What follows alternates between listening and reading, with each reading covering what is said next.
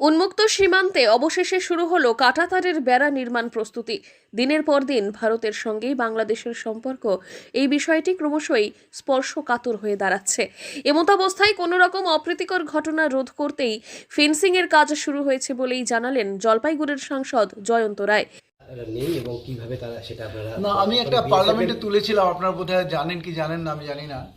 পার্লামেন্টে তুলেছিলাম যে আমাদের 29 কিলোমিটার, আপনার jurisdiction আমার 250 কিলোমিটারের মধ্যে আমার বর্ডার, আমার এলাকার বর্ডার হচ্ছে 250 কিলোমিটার। কোথা থেকে কোথায়? তার মধ্যে একদম ফুলবাড়ি ওই সীমান্ত থেকে ওখান থেকে শুরু করে একদম মেকলিগঞ্জের ইয়ে পর্যন্ত, 3 বিঘা কুসলিবাড়ি এগুলো পর্যন্ত, তাতে 29 কিলোমিটার আমার জায়গা ইয়ে ছিল, আনফেন্স ছিল।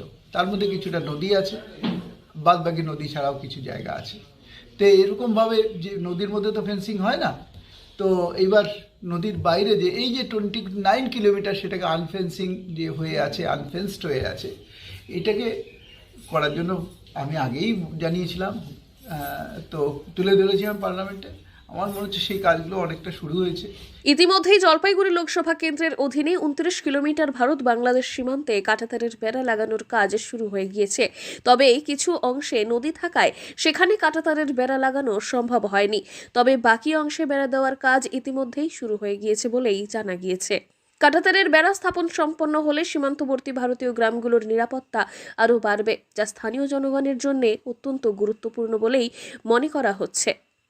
পরিস্থিতির পরিপ্রেক্ষিতে বলাই যায়, সীমান্তে চলমান অশান্তির প্রভাব ভারতের পার্শ্ববর্তী অঞ্চলেও একটু আধটু পড়েছে।